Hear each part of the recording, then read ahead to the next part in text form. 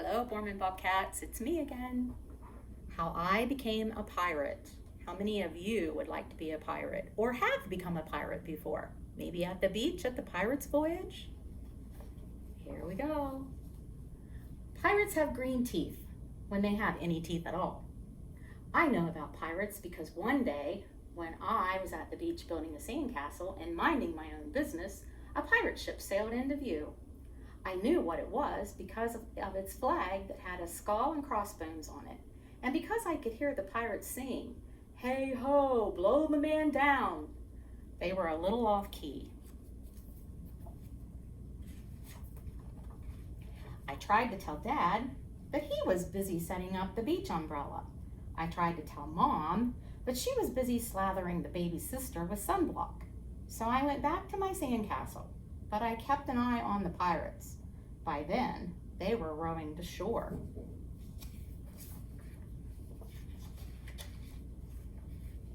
When they landed, the head pirate climbed out of the boat and yelled, "Ahoy there, matey! Be this the Spanish Main?" "No," I said. "This is North Beach." "Shiver me timbers," the pirate said. "We must have taken a wrong turn at Bora Bora." He walked around my sandcastle. He looked at the moat, then yelled back to his crew, "He's a digger, he is, and a good one to boot. A good one to boot," they all yelled. "What about your name, matey?" the head pirate asked. "Jeremy Jacob, sir," I told him. "Well, Jeremy Jacob," he said, "you're looking at Braidbeard and his crew. We've been needing a digger like yourself. We've a chest of treasure to bury." "Ah, treasure!" the others shouted. "You're coming with us," Braidbeard told me. I didn't think Mom and Dad would mind, so as long as I was back in time for the soccer practice the next day. You think your Mom and Dad would mind? That's how I became a pirate. He looks kind of happy about that, doesn't he? As soon as we were on board, Braidbeard showed me the chest of gold and jewels. "Got to find a safe place for this here treasure. It's high time we were off," he announced. "We're off," they all shouted, and then we set sail. There was plenty to do on board. The pirates taught me to sing sea chanties, the louder the better, and to say real pirate stuff like landlubber and scurvy dog. By dinner time, I could speak pirate perfectly. I also learned pirate manners. Braidbeard pounded his fist on the table and yelled, "Down the hatch, me laddies! Down the hatch!" they all shouted. Braidbeard gulped his food and said, "Hand over the meat!" "The meat!" they all roared. Nobody told us to finish our spinach. There wasn't any. Or to chew up our carrots. They weren't allowed on board. We talked with our mouths full and nobody said please or thank you.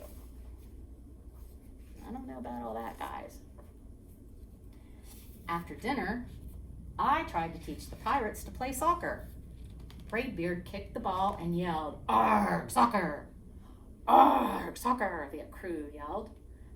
Then everybody dove for the ball at once and it rolled right off the deck.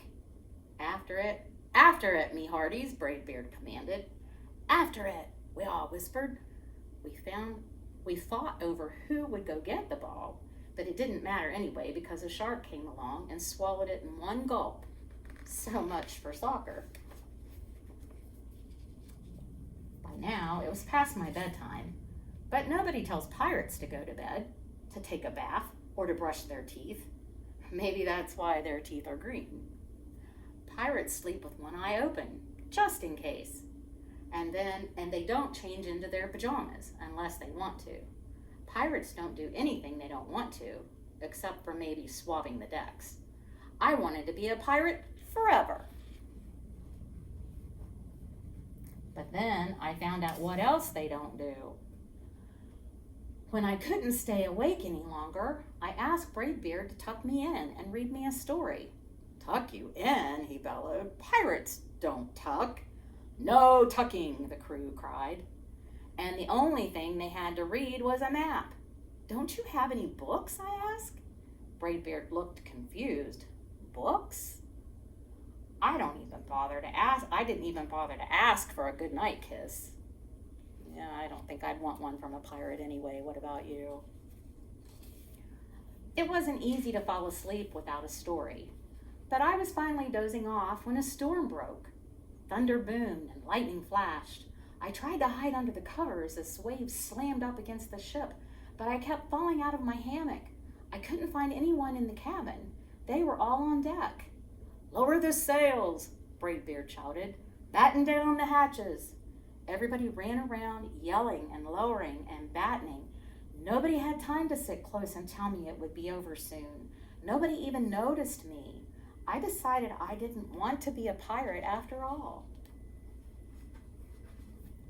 Just then, flash, crash, crack. Lightning hit the mast and it split right down the middle. "What do we do now?" yelled one of the pirates. "We'll have to turn back," called another.